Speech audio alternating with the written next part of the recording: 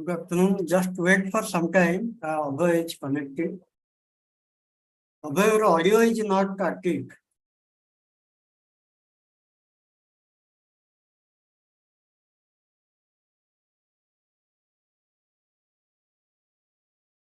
Can you log out and log in again? Audio is not active.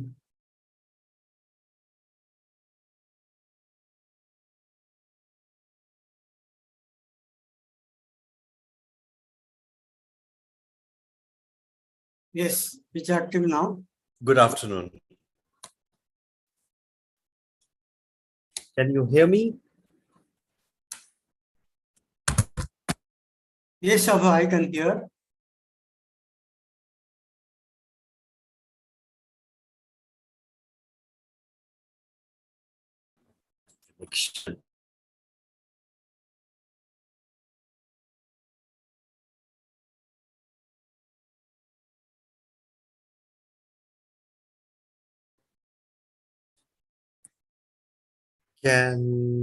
Okay, loud and clear. Is my voice audible? Yes, yes. Okay, Yes, sir, you're audible. yeah, there seems to be some problem happening in my Wi-Fi connection. So in case I suddenly disappear, please blame it on the Wi-Fi.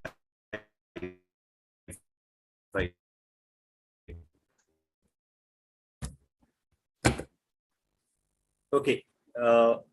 Can you start? show your PPT? Yeah. Let me give me a sec.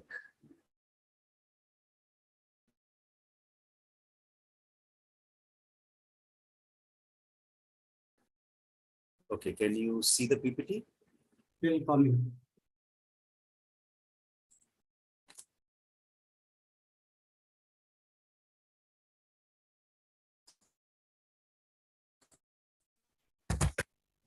Yes, Okay. coming. Seems to be some problem. Okay, I think this is better. Is this better? Yes, yes. Okay. Suddenly my Wi-Fi seems to be giving a problem. So let me start then. Guys, can I start?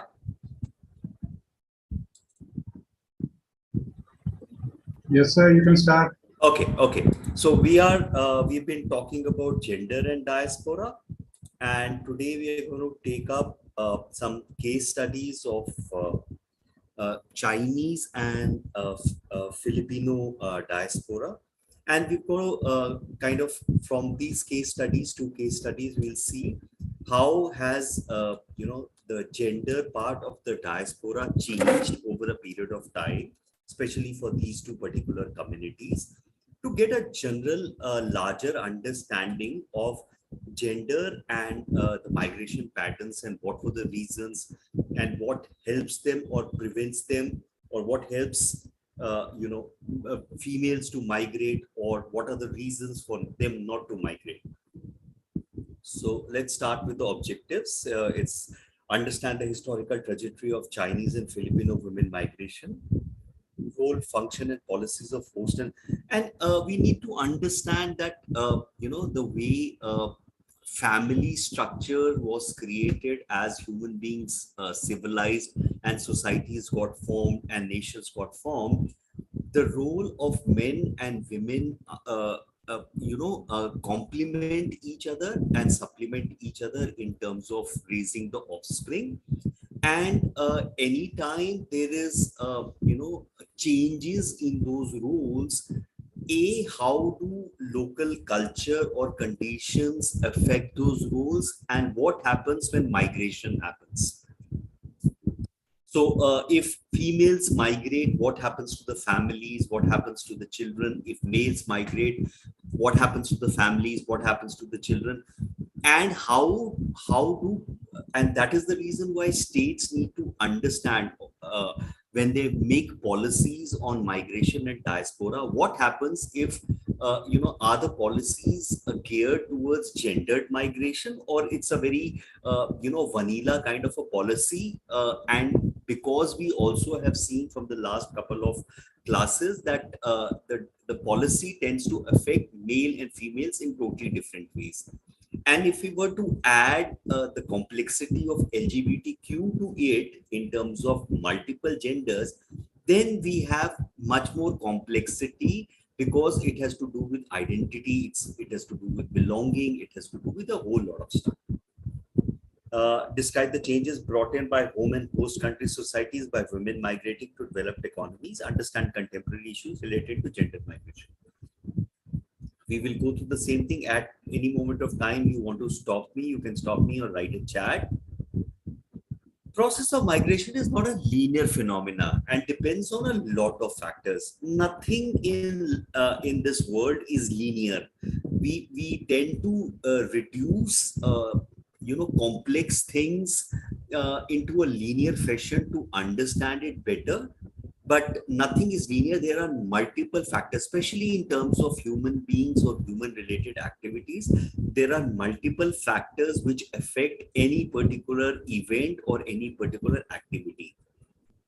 Factors like immigration policy of the receiving country, the demand of skilled and unskilled manpower, change in geopolitics and demographic imbalance. So if there is because of identity politics, for example, in Myanmar, because of identity politics, a particular company was,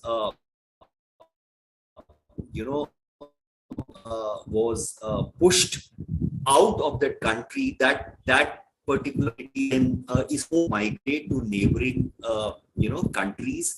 How does the neighboring country understand this happening? What does it lead? In all form of periodic migrations, gender has come to play a very important role. We all know that inevitably the role of male and female adds on for procreation, for family, for continuation of humankind. With changes in socio-economic condition in host and home countries, gender migration is not only favored, but has been given due importance as it impacts social fabric. Again, we need to understand that all countries, home and host, try to stabilize the social fabric, because once the social fabric starts getting affected, then it affects a whole lot of other factors, including economy, including stability, so on and so forth. So, historical trajectory of, let's start with the Chinese diaspora. In fact, the early Chinese diaspora began with the saga of indentured laborers, where the Portuguese imported. So, Macau was a Portuguese colony. It picked up Chinese labor and took them to Latin America and Cuban colonies. Much before the indentured labor, the Chinese had already started migrating to Southeast Asian countries. We remembered, if you remember, we did this case study of this particular place 20 kilometers from Calcutta or Kolkata, which was set up by this Chinese tea trader, and the name got the HU was the name of the nickname of the Chinese guy was HU. Achitapur was the name of the place. He was a trader, and these traders had explored trade routes in South China Sea and Indian Ocean during the 14th century. Traders were temporary migrants who went out for lucrative trades. There were others who settled down in some trading posts. We also studied about the fact that how Chinese traders settled down in Singapore and other Southeast Asia. In fact, the Chinese scholar Ching Su Kruik, I hope I'm getting the pronunciation wrong, gave them the name as Chinese sojourners.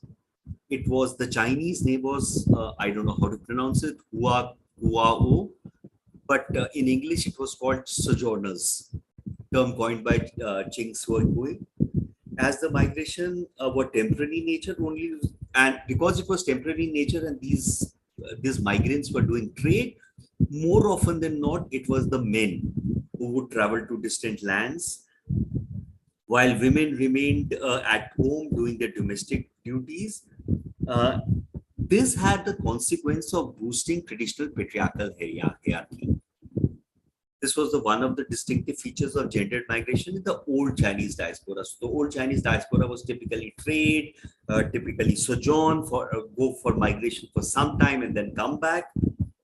In fact, when I was doing a little net search, I came across this website of Portland, Oregon. And you can see it's loanfair.org, and it's got a page by the name of Chinese sojourners. And 11% of Portland's residents were from China, and the city was home to the second largest Chinese community on the West Coast.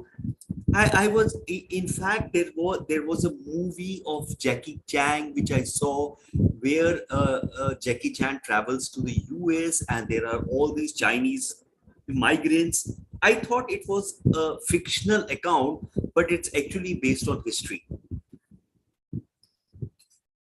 And then when I searched a little more, these sojourners came mainly from, I don't know how to pronounce it, Zhejiang, the 4 countries of Koshan and provinces. These Cantonese men were peasants, were struggling to survive. So inevitably, if you see, there was an economic implication to the migration, because they wanted to improve their lives. They migrated temporarily to get a better deal. So these were the Chinese sojourners. Unlike the old Chinese diaspora, the new diaspora is known to have made host countries as permanent homes, which also I think is gels with the general patterns of migration, because earlier a lot of migration happened. If you remember a little bit about history, there were all these travelers. They were documenting. Subsequently, people are in today's time are migrating to make permanent homes in the host countries. New Chinese migrants, men or women, have continued to retain social and cultural religious ties, which of course is there, for example, with the Indian diaspora too. The emergence of Chinatown. Now, this is a unique thing. In each place where these Chinese settle down, they create a Chinatown, a cultural and commercial hub of Chinese people in place where they have settled down. Another striking feature of the ethnic community.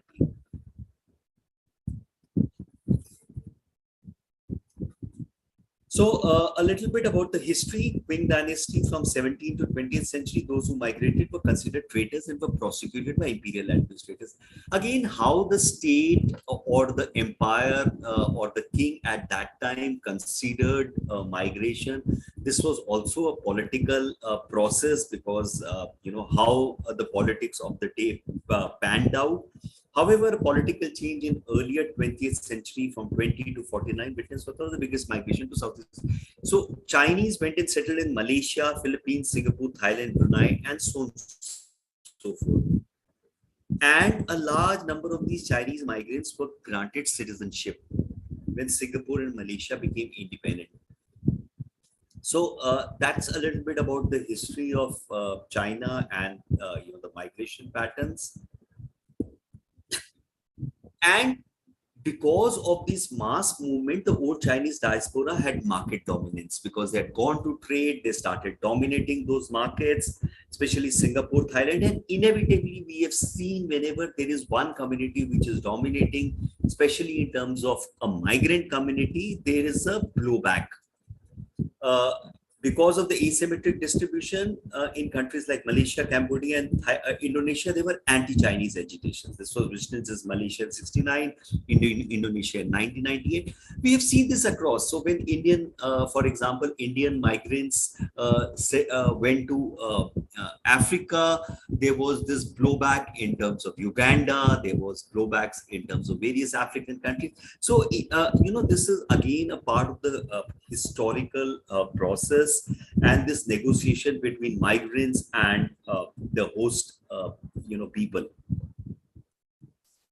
So let's look at the pattern and the kind of Chinese migrants. The overseas migration of Chinese over the century has been classified based on their skill and nature of work.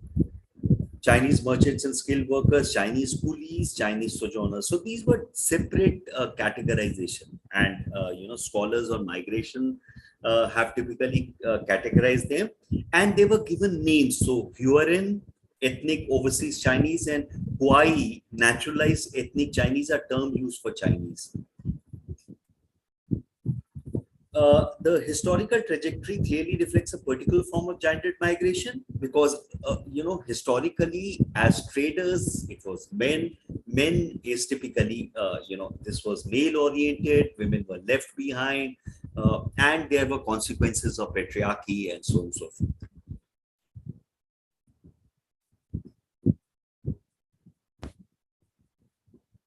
In the new Chinese diaspora, especially after the 2010s, Chinese women were seen as becoming independent workers and breadwinners. Unlike the Filipino women diaspora, we have seen the Filipino diaspora over the last few classes. Filipino diaspora dominated the nursing sector. The Chinese women migrants have joined multiple industries depending on expertise and profession. So there is this new Chinese women migrant which is looking at multiple industries, and in fact, and the Chinese gendered migration in terms of the global distribution of capital and international division of labor. So we've seen as the new colonization or the new capitalism came in, markets started developing, they required a particular skill, and then migration then certainly followed that particular, capital and skill, creating different patterns of migration, work and family policies in host country. So now there is a gendered orientation migration. So for example, we had seen in the Filipino case, and we will see it again, because of non-employment or for substantiating family income, the women migrated in large numbers.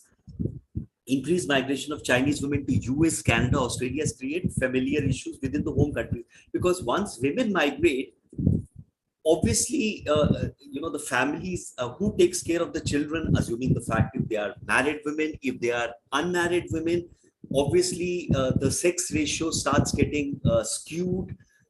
If the sex ratio starts getting skewed, then obviously how does the population, how the demographic moves? These are challenges.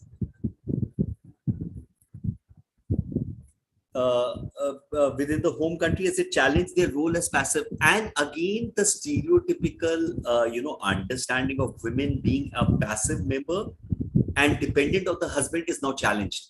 Now that creates a lot of pressure within societies how to handle that. So if you look at India, as an example, once the women started getting educated and started becoming economically independent, we see there has been stresses in the society. The stresses are coming from multiple sides. There is a new adjustment coming in. Here we are looking at when migration happens, the women is leaving the home country and going to a host country. Now this is an absolutely new kind of a situation.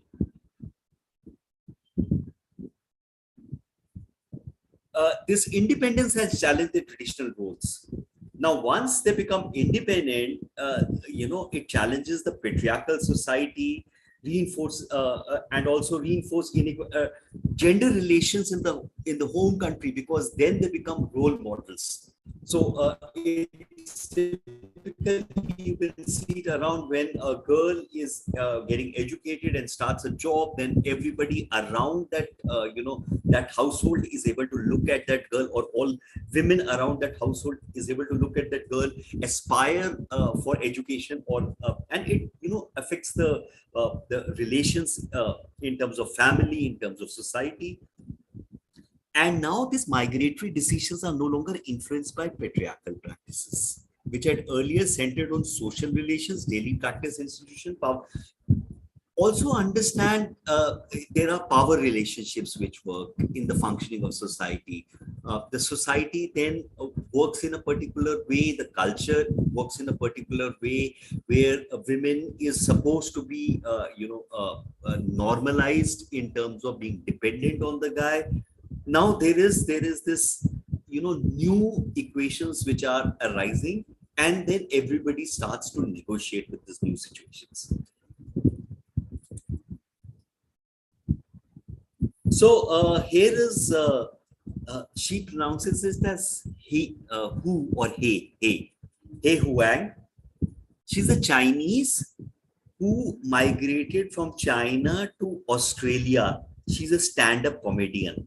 In fact, you can look her up on YouTube. When I was looking her up, I saw her in America's Got Talent. She had come in America's Got Talent. She's migrated from China alone. Her parents are still in China. She migrated to Australia. And then I saw many more Chinese stand-up comedians, women who are doing stand-up comedy. So obviously, if now there is an unmarried, woman who's doing a stand-up comedy, which was earlier frowned upon, now there is a new set of negotiation which the society has to work without. The parents have to work it out. The men and the women have to work it out. So it's a very it's a new situation. So, for example, I came across this article on Taylor and Francis, Gendering Chinese Diaspora, New Women's Monthly and Transnational Sisterhood in Post-War Malaya. So there are a whole lot of these articles which have come up. There is a whole lot of study which is happening. What are these women, Chinese women, diaspora, these migrants doing? How are they moving? What is changing in the Chinese society? How with this women coming across multiple countries, how is it affecting the homeland, the relations in the homeland? France is one of the largest Chinese diaspora population in Europe, estimated at about 4 lakhs. According to a research on Chinese diasporic women in France, it was found that independence of women and their migration thwarted their passive and traditional role, which inevitably is bound to happen, because once you are able to get that independence in terms of economic, in terms of doing what you want, the traditional roles change. It's a very interesting negotiation which happens. So as we will see further, in fact, they said that when males migrate early and set up a home or set up a place in a host country, because if, let's say, in a Western country, you have to do everything on your own. Most of the time the males are much more accommodating when the wife joins them, because they have already learned to do a lot of domestic chores, and then they become a little more sympathetic when the women comes. It's a very interesting negotiation which happens. We'll see that. In fact, it has a reverse effect also, but we'll see it as we go along. These Chinese women arrived in France between 98 and 2005, belong to certain provinces. And again, we will see more often than not, when somebody from a particular place or a province migrates, or goes through a process of migration, they tend to become role models for a whole lot of people in that place. And that is why you will see migration from specific places, large migrations from specific places. They were impacted by China's economic stimuli, which led to transnational mobility, by their independent choices as autonomous migrants, and was dependent on other external forces. So it was no longer dependent on the internal forces. They were dependent on a lot of external forces. So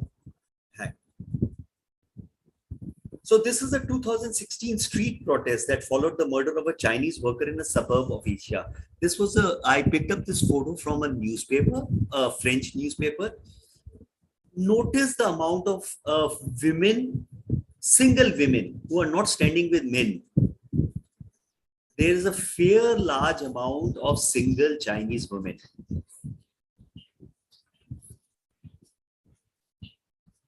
Just give me a second, please.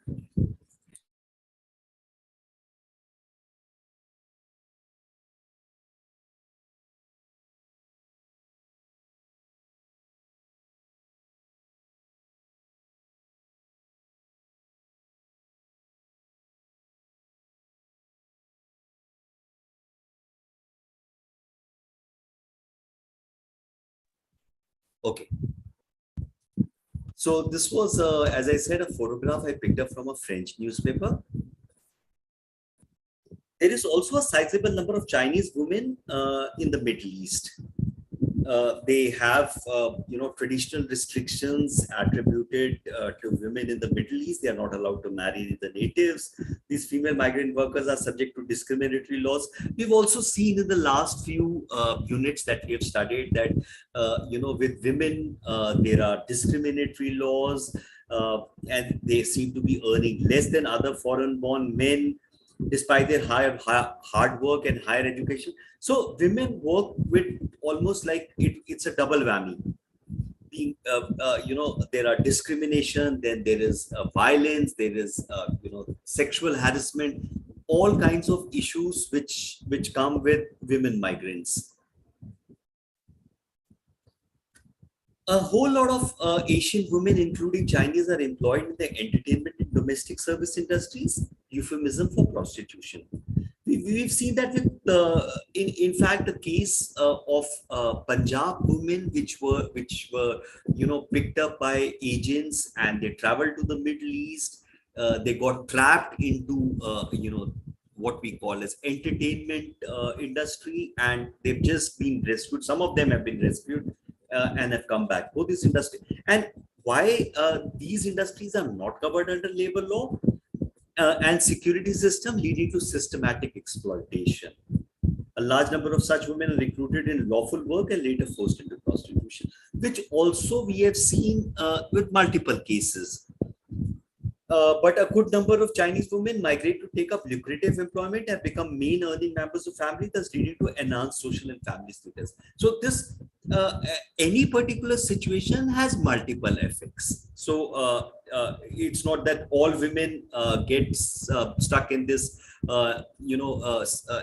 exploitative industry. There are women who also get lucrative employment, enhance their social status.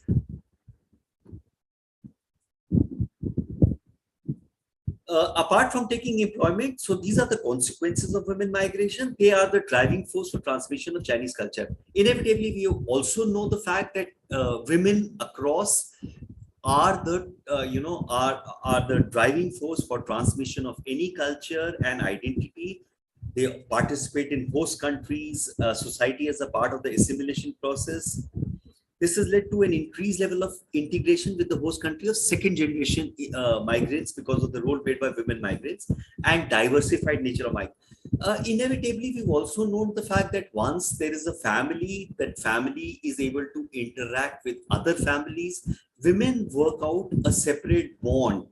Men work out in a separate way, women work out in a separate way, because women also in traditional roles of caregiving or household are moving out into supermarkets, meeting other women, talking. A study from France shows 80% of the respondents who were married in China were divorced and with adolescent children or young adults. Consequences of economic and other independence. Let's not look at things through the lens of good, bad, right or wrong. A lot of times we tend to start looking at it from a good, bad or right, wrong lens. That's the process that it is. Because once you move out of the home country into a host country, you see other people, other women. You are economically independent. You have the independence. Then obviously there needs to be an adjustment, and if the adjustment does not happen, it leads to a breaking up of relationship. So let's let's compare this with the Filipino diaspora. In fact, we gave the term as Filipina to denote the female part of it. Unlike the Chinese diaspora, which existed for the last 5 centuries, the Filipina diaspora or a Filipino diaspora is much more recent and mainly focuses on the service sector as a form of occupation. Whereas Chinese are across sectors, the Filipino part is mainly concentrated in the service sector. according to the Filipino Overseas Commission of Filipino Overseas (CFO), there are more than 10.2 million people of Filipino origin in about 100 countries. About 11% of the total Philippine population, and they are known for sending large amounts of remittances back to Philippines. And we will see it almost has become a state policy, considered as one of the youngest diaspora enjoying gender. The interesting part is because it's in the service industry and the domestic service industry, obviously there is a gender parity. There's a lot many women who are going out as migrants. A majority of these economic workers have migrated to developed economies as well as Saudi Arabia and Middle East. They are lauded as heroes in Philippines as they contribute substantially to the. I was reading about what $35 billion were repatriated to Philippines. It's almost like the countries, working with this repatriation.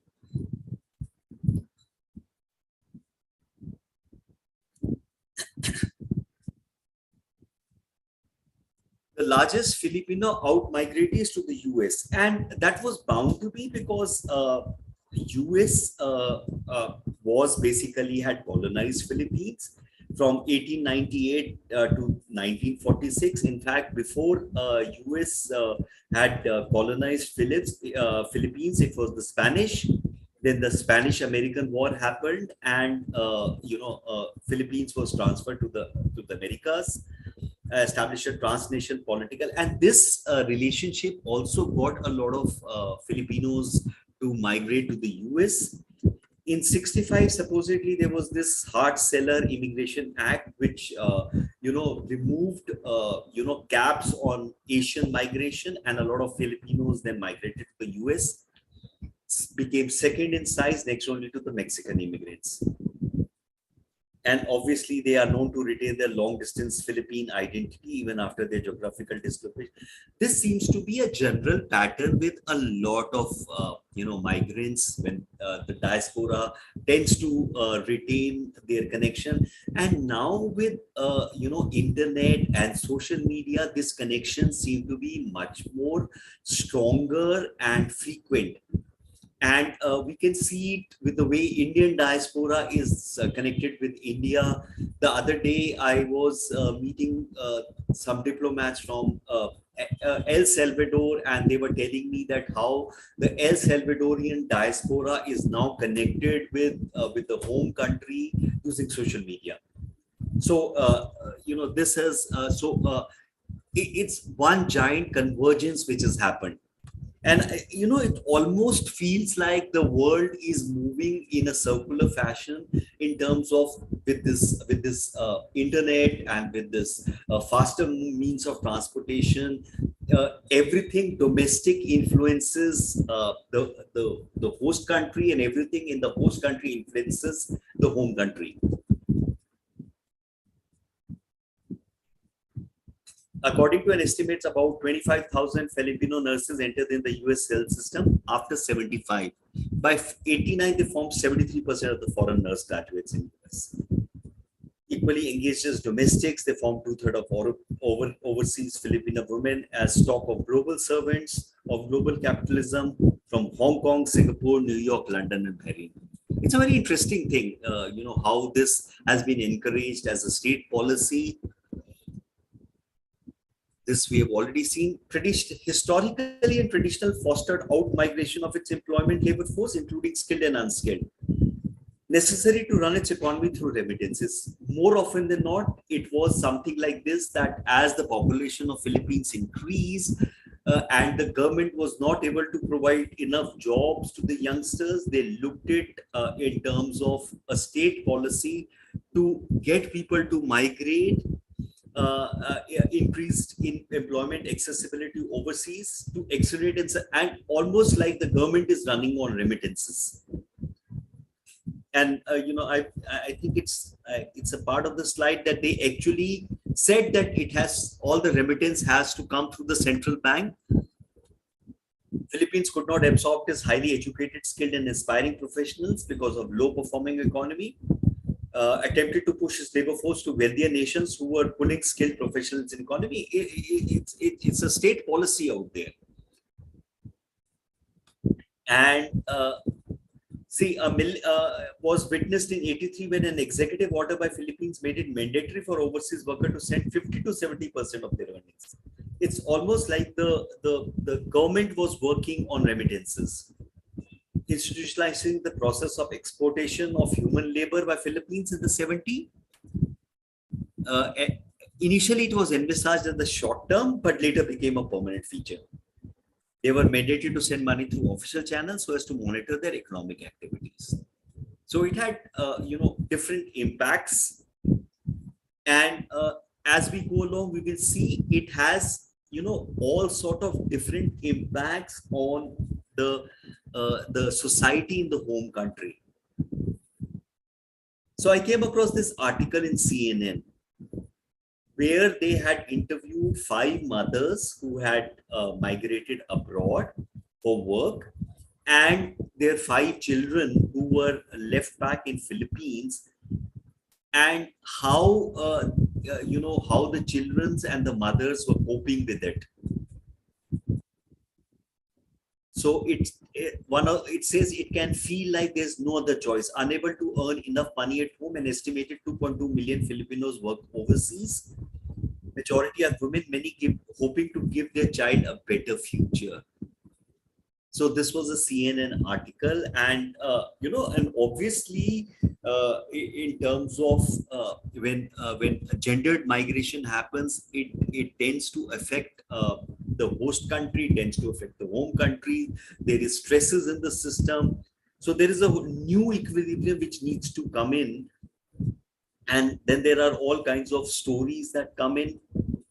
And this was how the 2.2 million Filipinos worked overseas in 2019. This is Philippines. If you see, 22.4% are in Saudi Arabia, 13.2% in UAE, 6.2% in Kuwait, 7.5% in Hong Kong. And this has come from the Philippine Statistics Authority, because getting humans to be exported as labor is a state policy out there.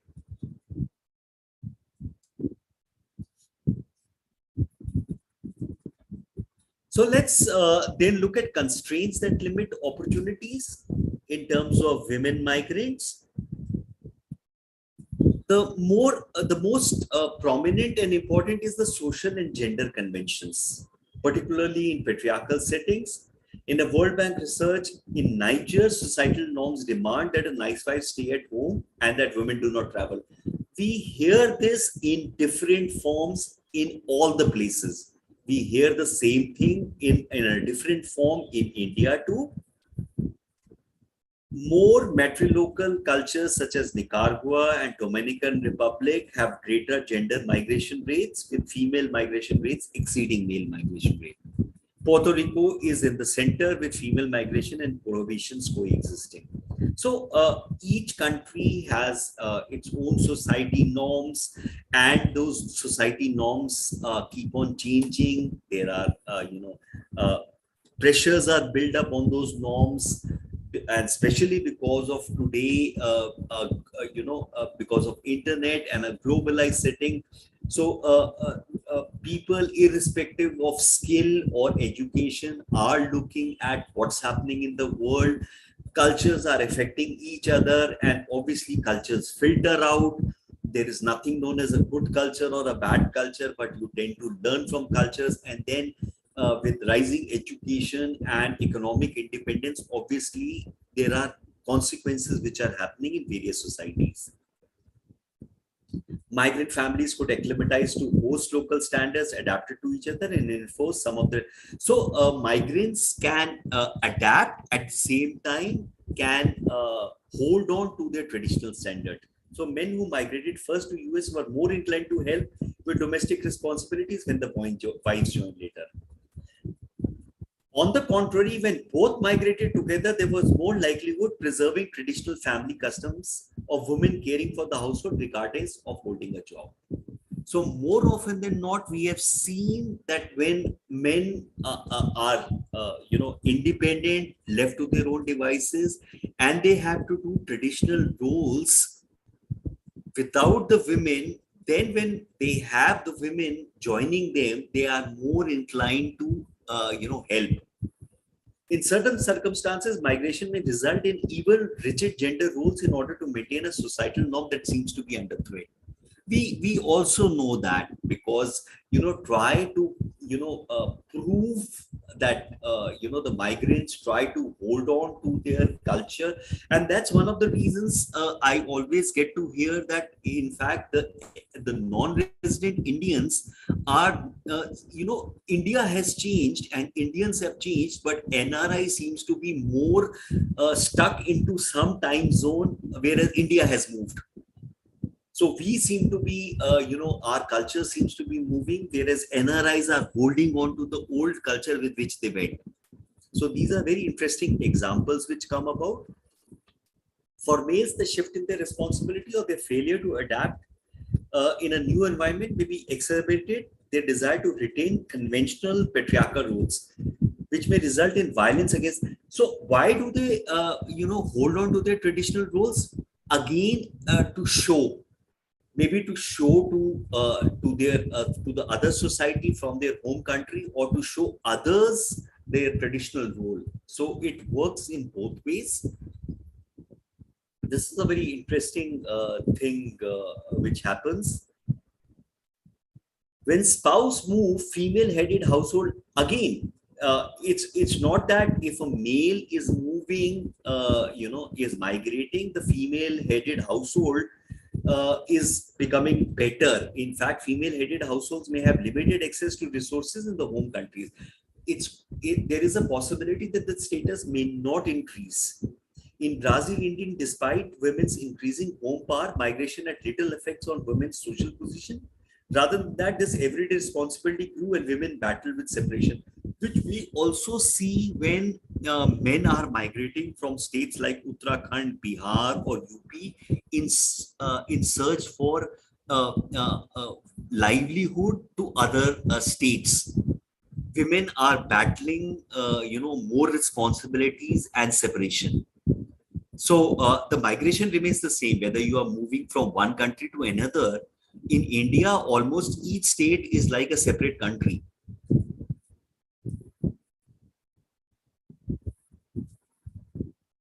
Then the interesting part is, in general, women who move for family reasons have the lowest labor force share. So more often than not, if women are moving to join their spouses, more often than not, their participation rate in labor force is less. They may have difficulty finding an employment to match their talents and experience. So they are going more as a housewife or a homemaker rather than as an economic unit. This is a consequence of women moving for family reasons. Migrant women with advanced degrees are often underemployed or working in jobs below their abilities. For example, 70% of Peruvian domestic workers in Chile have a high school or a university, and that is the double whammy in terms of gender, because inevitably, based on the policies of the host countries, women sometimes are are disadvantaged in terms of employment, in terms of salaries. Migrants have difficulties establishing respect for their professional qualification and competence overseas, experience linguistic, racial, and cultural hurdles and prejudices. Access to work and integration into destination communities may be harmed by gender discrimination or xenophobia, which we have seen across the world.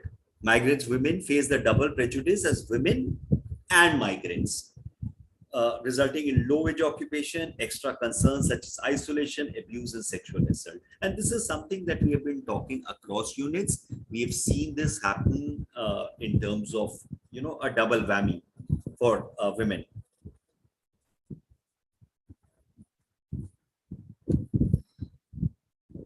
Then, of course, the employer's reliance on gender norms. So if there are no policies in the host countries regarding employers. Then employers' reliance on gender norms or preconception in destination countries may result in skill abuse, gender-specific hiring, or discrimination. That is why policies, host countries need to make uniform policies and needs to understand gender as a important part of migration. Migrant women may encounter prejudice on basis of gender and often earn less than males, and indigenous women are more likely to face wage delays, incomplete payment, or inability to access their salaries, which is a part of the gender, discrimination, which is followed by various companies, by states, in the lack of any policies. There is a question. Okay, what is this? Shrestha has written a documentary on Malayali nurses diaspora who migrated to Germany with the help of church aid or guidance in their life experiences.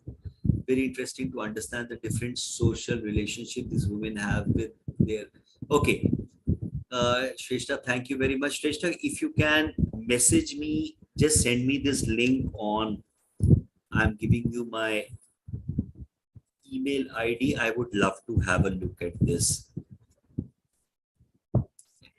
Just a minute. I'm typing my. I have it, sir. I will email. Okay. I'm again giving you my email. Please, if you can send me the link, I would love to have a look at it. Yes. Great. Thank you very much. Okay, so let's sum up. There are unique features of Chinese and Filipino diasporas which make them in quite contrast to each other. Chinese out migration is 5 centuries, whereas Filipino diaspora is more recent. Phenomena of sojourning is unique to Chinese diaspora. The Filipino diaspora, on the other hand, is characterized by state-sponsored policy of human labor exportation, mainly employed in nursing, healthcare, and domestics. And in fact, there are a lot of articles. I was reading a lot of articles. In case you're on academia or ResearchGate, there are a lot of articles which you can read, which will get you different points of view. It's very important to get, as I said, in academia, it's very important to get perspectives and points of view, because that, enriches the way we understand. And all, and migration particularly, is interdisciplinary. There is multiple things which affect, a migration or, experiences in home and host countries. And more often than not, this reductionist way of looking at everything with either a security lens or, with any particular lens tends to not get one to understand the finer points of, various things, especially migration. There are some references. The rest of it, you can pick it up in your course content, which will come to you. There is an introduction to diaspora and introduction, an Oxford book, Chinese coolie, emigration to countries within the British Empire, cultural strategies in organization, and there is nurses on the move, migration and the global healthcare economy. Muriel Kingma, 2006. Okay. Any questions? Let me see if I can put my video on. Hi. Any questions? Very much on time.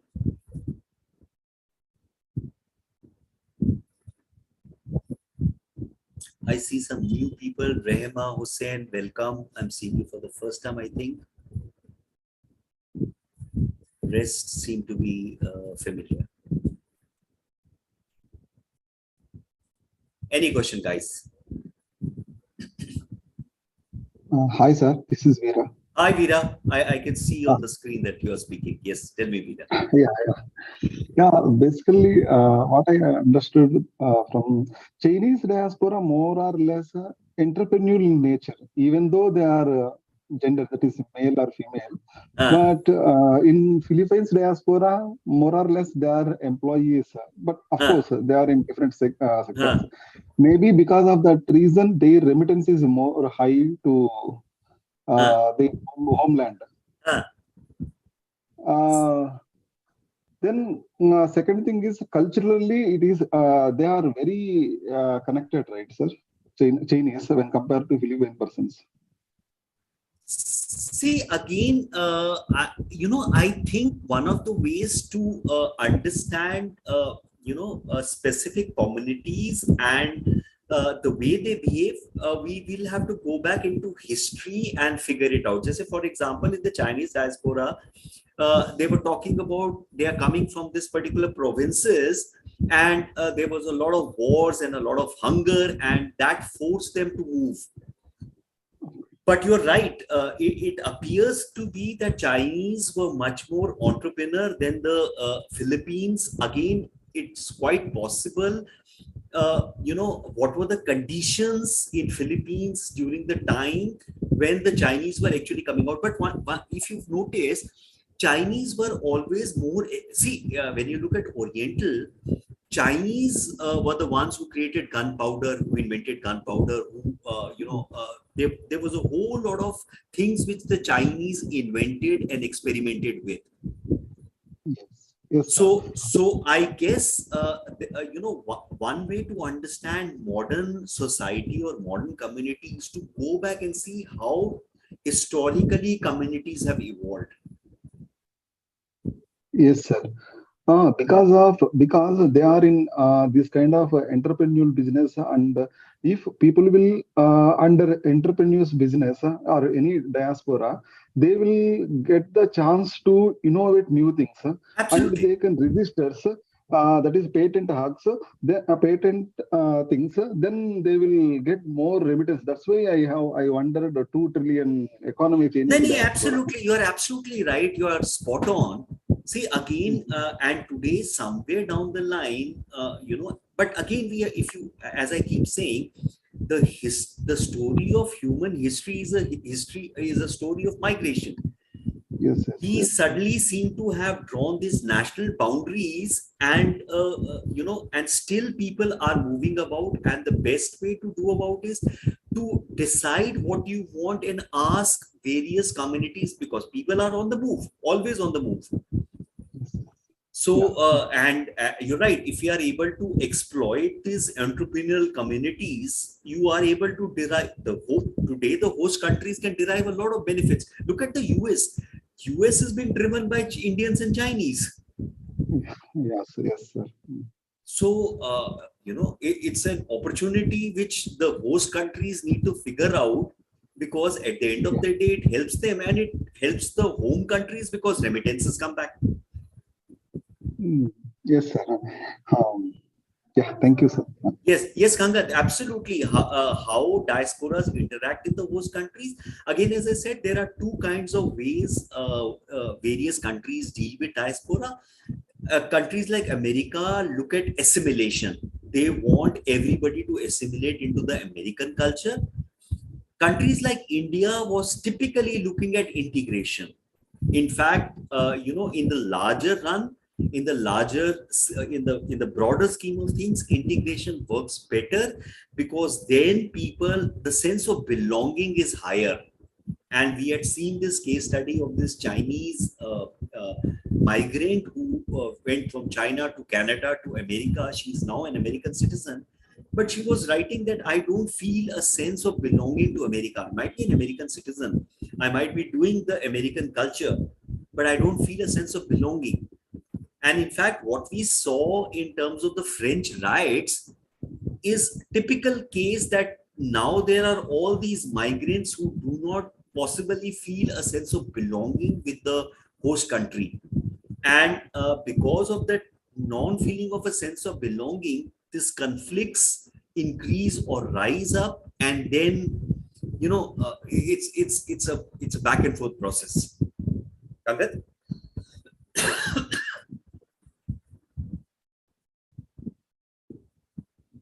Okay, I think we have reached our time frame, because the next speaker comes in 4. You need a minute or two. So can I ask you one question? Yeah, Shrestha, please go ahead. So when we were talking about the migration of Filipino women, we were also looking at their migration to the within the Middle East as well as within the Asian countries. I think there were Hong them. Hong Yeah. Kong, China, Hong Kong, Taiwan, and Singapore. Yeah. Oh, okay, sir. So, would in that case, would the migrations, especially the migration being done by women, uh, would the nature of those migrations, would it be of a permanent nature or of a temporary nature? Like, is there a difference? See, obviously, if you're going in a domestic industry, it could be a short term or it could be a long term. Maybe I should go ahead and find if there are some statistics in terms of how many percentage of these women come back. But I have a sneaking feeling that once you go into a developed country or a developed society, and inevitably when your quality of life improves, there are less chances of you coming back, and more often than not, I would suspect a lot of these women might be calling their children to those places where they are working for a sufficient period of time, or maybe if I maybe Shrestha, you or me can find out a little more if there is any study on how many come back. What is the percentage of them coming back? So, sir, such a study exists on Malayali nurses and their migration. So, Okay. I'm reading one of the books. It's I'd share the title with you also. Okay. So How- it kind of documents how the number of Malayali women who are migrating to overseas, whether it's Middle East or it's the European countries or the Okay. US, Okay. and how many of these people who are migrating, especially to the Middle Eastern countries, they are coming back and forth. Okay. And these migrations are, though there are permanent migrations as well, but it is supported by data as well. So Okay. the book that I'm talking. How many percentage come back? So I'll share the exact data with you on mail, or perhaps in another class I can take that. So maybe in the next class, we will start with a little amount of data, because I would presume that the same replication will happen in other migrant communities. Okay. And I also suspect that once, for example, I get a better quality of life, the chances of me coming back are very less. We have seen that with migration. One of the reasons people go for migration is for a better quality of life. So sometimes I only made it through the very research that because of financial constraints and because of paying the debt that they borrow for these kind of migration, it often leads to them, these people who are not exactly financially secure in their initial years of employment in certain Middle East countries. For instance, so the migrations were happening a lot during the civil war in Iran as well. Since these areas are also very areas which had seen a lot of unrest in the last few years, so a lot of nurses were employed in such areas during such emergencies. So a lot of times, because these private agencies were hiring these nurses, so there was a lot of exchange, like they were paying a lot of fees also for such kind of migration in the first place. So for paying that back in order, sometimes they have to return back because of not being able to pay that amount, and so on. Okay. So it obviously there are conditions by which it works, but just read that, and next class we will start with sharing that information. Okay, sir. So Kangat is saying, I think more Malayali I think he's talking about nurses settled in the US, UK, but most of them in Gulf return now. But nevertheless, let's talk in the next class then. Shrestha? Okay, sir. Okay. Have a nice weekend. I'll see you next time, and we'll take this forward. Good to meet you guys. Have a wonderful evening then. Bye.